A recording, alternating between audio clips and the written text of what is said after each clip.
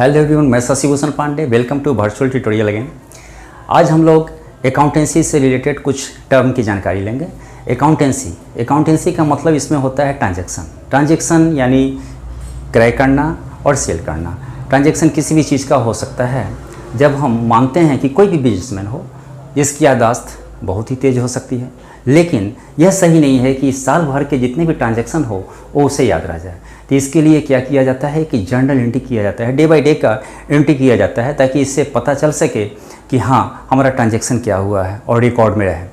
तो इसके लिए ही हम लोग जर्नल एंट्री करते हैं। और ये जर्नल एंट्री जो होता है ये बेस होता है अकाउंटेंसी का। यदि जर्नल एंट्री आपका स्ट्रॉन्ग है तो इसके बाद लेजर भी स्ट्रॉन्ग होगा, लेजर के बाद ट्रायल बैलेंस स्ट्रॉन्ग होगा। यदि जर्नल एंट्री आपका स्ट्रॉन्ग नहीं है तो अकाउंटेंसी स्ट्रॉन्ग नहीं हो सकता है।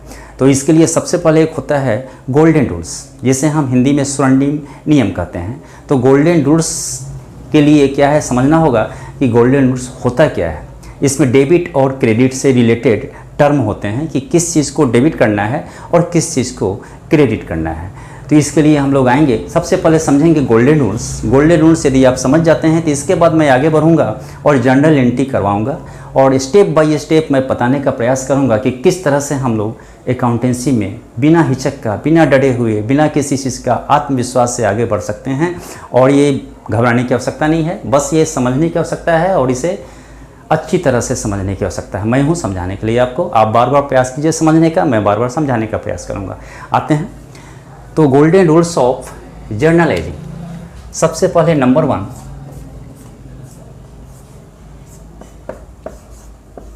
For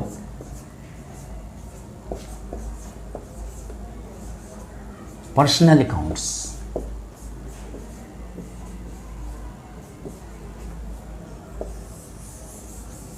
personal account means related to person, चाहे वो किसी व्यक्ति का नाम हो या कंपनी का या फर्म का, किसी का भी नाम हो सकता है। तो सबसे पहले हम लोग आते हैं पॉइंट नंबर 1 पर्सनल अकाउंट्स में, debit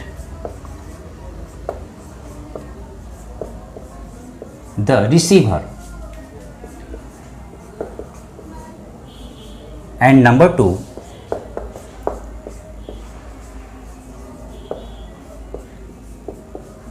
credit the giver.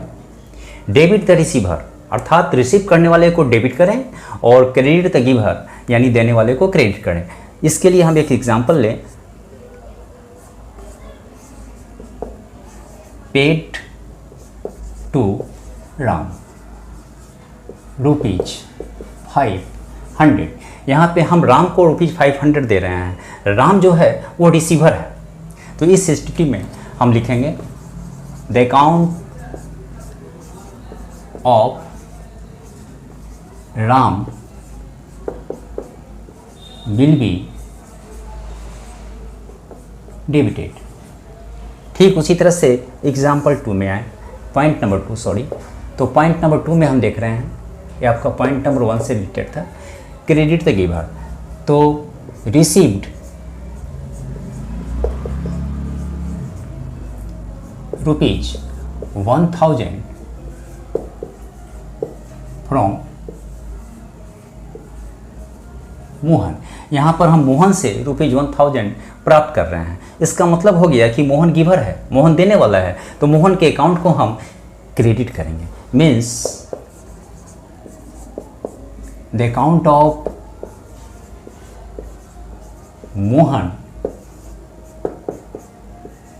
Will be credited. आप नोट डाउन करें। Point number 2 real accounts.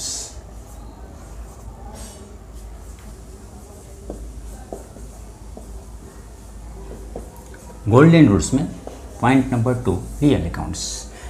इसमें आए हम point number 1, debit what comes in means जो आपके पास आता है उसे आप डेबिट करें, डीआर करें। And point number 2 credit what goes out जो भी आपके पास से जा रहा है उसे आप CR करें, क्रेडिट करें। फॉर एग्जाम्पल, एक एग्जाम्पल लेते हैं जो दोनों में आ जाएगा आपका।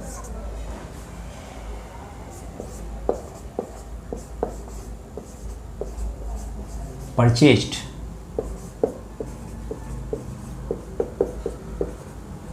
Furniture for cash. तो हम देख रहे हैं purchase furniture for cash. Furniture आ रही है, आने वाला वस्तु है, इसका मतलब हो गया द अकाउंट ऑफ फर्नीचर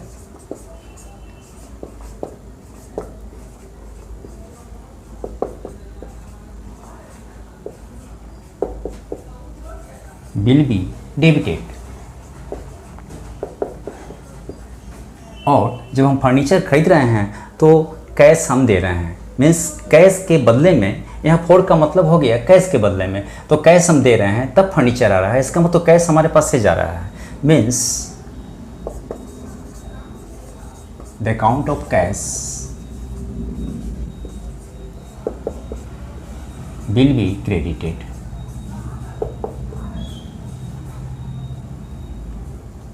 आप नोट कर लें, फिर मैं आता हूं थर्ड पॉइंट पे। पॉइंट नंबर 3 में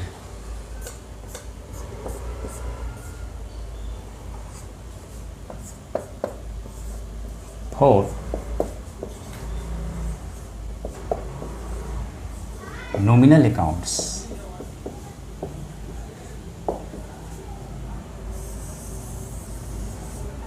इसमें आए हम पॉइंट नंबर 1 3 में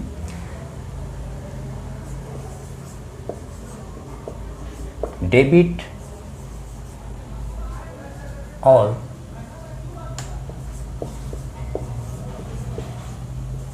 expenses and losses. And point number 2, credit all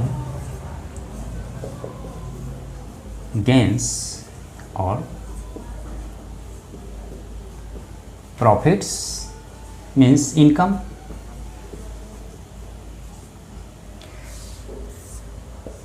For example, paid salary, आप सैलरी दे रहे हो, एक तरह का ये एक्सपेंसेस हो गया। सैलरी किसी को दे रहे हो तो ऐसा नहीं है कि आप मुफ्त में दे रहे हो, उसने किसी काम को किया होगा, उसके बदले में आप दे रहे हो, लेकिन फिर भी आपका एक्सपेंसेस है, तो इसलिए इसे डेबिट ऑल एक्सपेंसेस, सैलरी हमारा एक्सपेंसेस हो गया। Therefore the account of salary will be debited. And ठीक उसी तरह से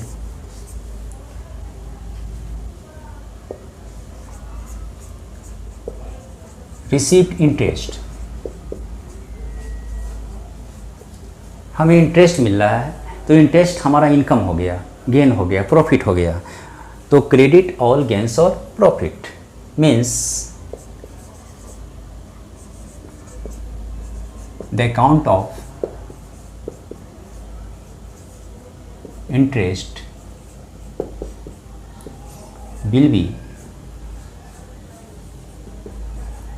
क्रेडिटेड। तो इस तरह से देखा, ये गोल्डन रूल्स है, इसकी जानकारी हमें होनी चाहिए तभी हम आगे बढ़ सकते हैं। आप इसे नोट डाउन कर लें और समझने का प्रयास करें। किसी तरह का यदि आपको डाउट हो तो आप कमेंट्स बॉक्स में जाके कमेंट कर सकते हैं, पूछ सकते हैं, मैं बताने का प्रयास करूंगा। इसके बाद नेक्स्ट स्टेप में मैं जर्नल एंट्री समझाऊंगा आप लोग को, किस तरह से जर्नल एंट्री बनाते हैं।